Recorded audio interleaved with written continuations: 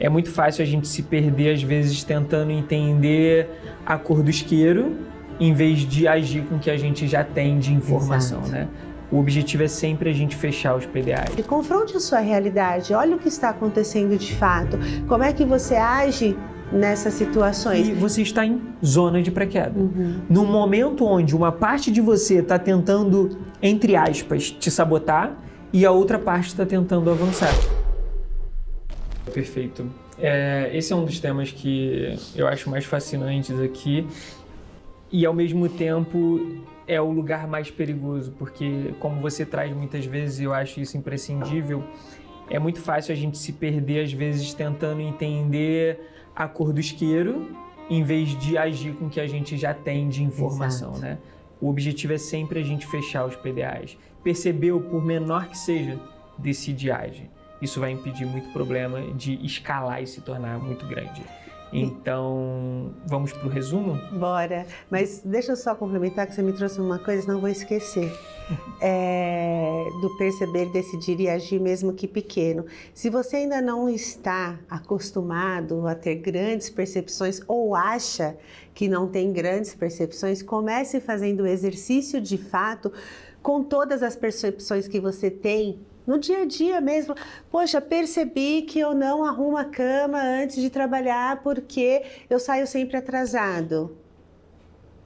Pode parecer bobo, pode parecer pequeno, né? Mas além de ser um efeito paralelo interessantíssimo, qual a decisão? Que eu vou arrumar a cama, vou acordar mais cedo, que seja 10 minutos. Eu estou trazendo um exemplo aqui muito simples, mas para que de fato você comece a fazer o exercício do perceber, decidir e agir. Por quê? Ao longo do tempo, você vai ficando craque, vamos dizer assim, em perceber, decidir e agir. Hoje, no nosso ambiente, é o tempo todo a gente percebendo, decidindo e agindo. Não acontece nada aqui ou nas nossas vidas que passe desapercebida, não é, Jordão? Exatamente. E quando alguém fala, nossa, percebi tal coisa, legal, o que você decidiu, o que você vai fazer? Então, comece a exercitar este exercício de começar a perceber, decidir e agir, né? Então, não ficar preso muito tempo no tentando entender, mas espera aí, pode ser que eu ainda não tenha percebido isso aqui que é muito maior, mas eu já tive uma percepção que parece pequena, mas não é. E isso vai ser um grande efeito paralelo para que você cada vez perceba mais, decida mais e vá agindo mais. E quando a gente de fato consegue fechar um PDA, dá uma sensação muito boa, né? Uma sensação de quase que dever cumprido, né? Poxa, de fato eu concluí essa ação aqui. Então é só um adendo muito importante para que a gente possa continuar evoluindo, porque com o PDA aberto não adianta, você está mascarando uma possível solução, concorda comigo? É aquela analogia de você estar... As pessoas gostam muito de virar a chave, né? E eu vivi isso durante muito tempo, sei bem como é que é. Mas se tu vira 2 vezes a mesma chave, tu acaba trancando a porta que você tinha aberta. Exato, boa. Né? Então, bora lá. O que a gente falou no último encontro que você precisa saber para poder estar na mesma página e entender o que a gente vai falar aqui hoje? Nós falamos sobre padrões. Então, o que são padrões? Padrões são coisas que se repetem ao longo do tempo. E existem 3 tipos de padrões aqui dentro: acontecimento, comportamento e relacionamento. Então, os padrões se manifestam de maneira relevante para a gente nessas 3 categorias. Nós vamos olhar para as coisas que acontecem de forma repetitiva em nossas vidas e não apenas o acontecimento em si da forma como a gente normalmente entende, no sentido de que não é só eu bati o carro 3 vezes. Que azar. Exato. Por exemplo, eu bati o carro quando eu ia fechar um contrato e ganhar mais dinheiro. Numa outra situação, quando eu ia ganhar mais dinheiro, minha mãe ficou doente, me ligou e falou para eu ir lá cuidar dela. O que aconteceu aqui nessas 2 situações é que quando você ia ganhar mais dinheiro, alguma coisa aconteceu. Isso é uma repetição, mesmo que não seja exatamente o mesmo evento. Então, a gente vai olhar para momento e impacto desses acontecimentos. Então, a gente vai olhar primeiro, como eu citei, acontecimento. Depois, comportamento. Como você agiu em função disso, naquela situação. qual foi a sua reação? Como a gente falou no último, você se fechou, você você explodiu, você teve uma reação boa, você teve uma reação ruim. Aí a gente precisa entrar em escada da postura. Você reclamou, justificou, questionou, propôs ou aplicou, né? Para entender em que nível você está e qual é o seu nível de postura ao lidar com as diferentes situações da sua vida. E por último, você tem os relacionamentos. Para quem você ligou ou quem ligou para você quando as coisas aconteceram. A tendência é a gente ir pro tudo deu errado, pro sempre acontece comigo, pro eu não consigo. Mas vamos destrinchar melhor os problemas para que a gente possa utilizar os nossos óculos para enxergar de fato quais são os nossos padrões. Então isso foi um pouquinho do que a gente falou no último. E aí a pergunta que fica é, tá, entendi que existem padrões, que esses são os padrões, comecei a identificá-los a partir dessas 3 categorias, desses 3 tipos, e agora? E agora? Como é que eu vou? E agora, Jordão, para onde que eu vou? O que eu resolvo, né? E é exatamente isso. E tem a gente estava até conversando antes, né? E sabe quando a gente liga ao automático? Todo mundo tem um seu ligar no automático, né? Então, todo dia eu faço o mesmo caminho, todo dia eu levanto e faço a mesma coisa, todo dia é sempre tudo sempre igual, né? Então, sabe quando você todo dia sai de casa para trabalhar no mesmo horário, você pega o carro, você faz aquele mesmo caminho, só que naquele dia você tinha uma consulta médica. Só que você está tão no automático que você não percebe como de fato você está agindo naquelas situações. E você pega, entra no carro e faz o quê? Vai para o seu trabalho. Quando você chega na porta do seu trabalho, que você se lembra que você tinha uma consulta médica.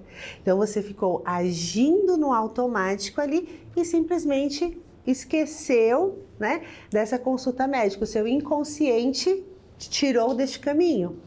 Opa, aqui eu preciso olhar com cuidado, Jordão? Exatamente, porque é onde a gente vai experimentar justamente a possibilidade de romper ou repetir. Uhum. Né? É claro que na sua analogia não tinha nenhuma coisa necessariamente grandiosa acontecendo, mas na nossa vida também é esse o ponto, né? Nem sempre é grandioso.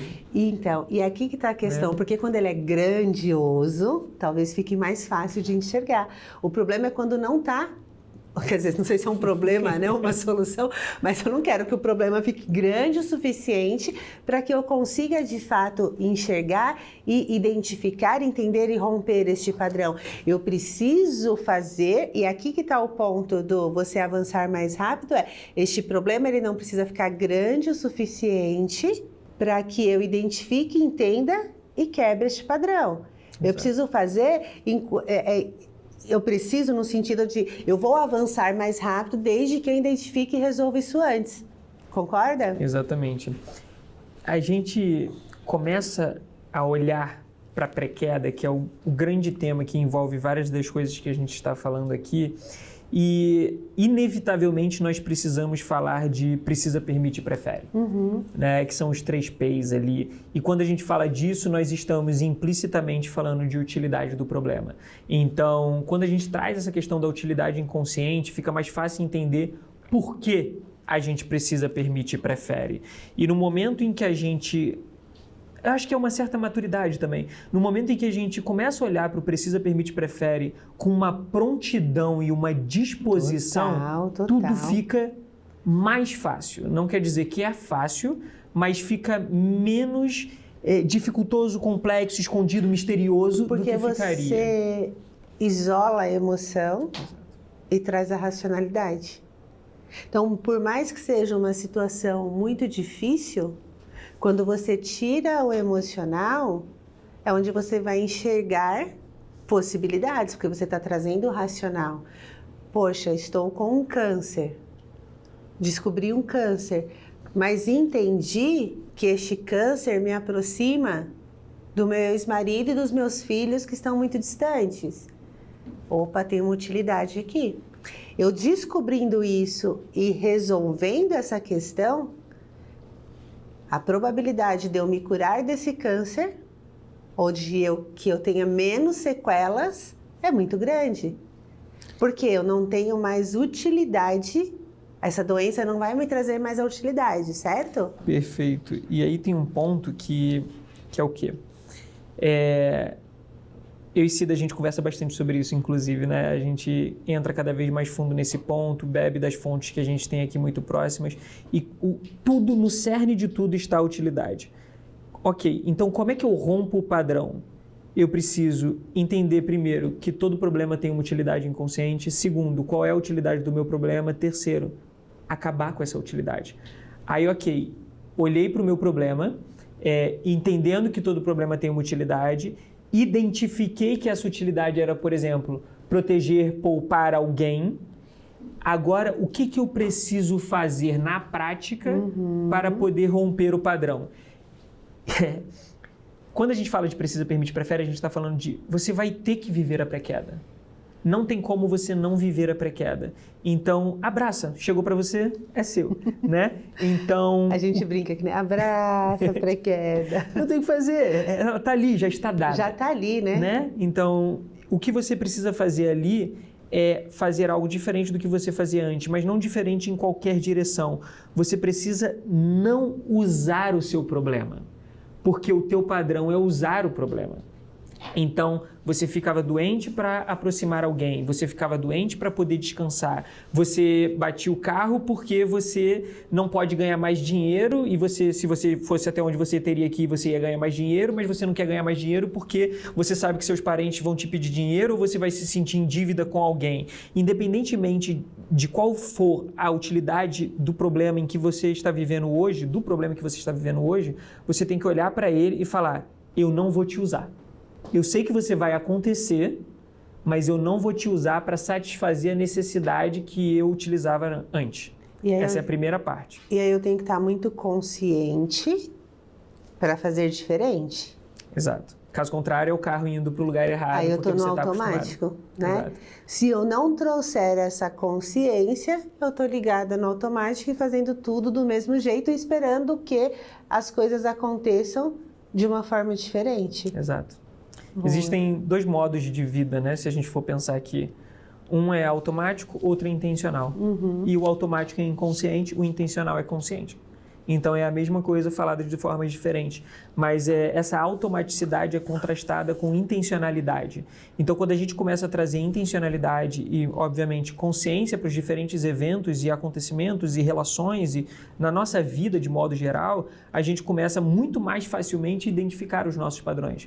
Então eu falei da primeira parte de como romper, que é justamente você não usar aquele problema.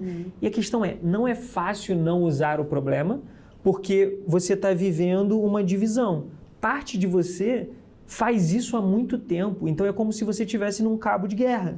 Uma parte de você está puxando para um lado, enquanto a outra está puxando para o outro.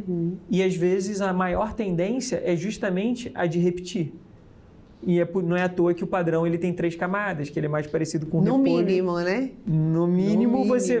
não, ele tem 3 camadas, mas você no mínimo vai passar uma vez por cada uma delas. E aí o ponto isso é uma coisa que gera dúvidas. Eu tenho que viver 3 vezes? São só 3 vezes? São 3 vezes cada uma delas? Depende, né? Você vai pelo menos passar uma vez por cada uma das camadas. Porque elas são parte do seu processo. Obrigatoriamente. Necessariamente. Você vai... E quais são as 3 camadas, né? A primeira camada é você ver, mas você ainda não consegue fazer diferente.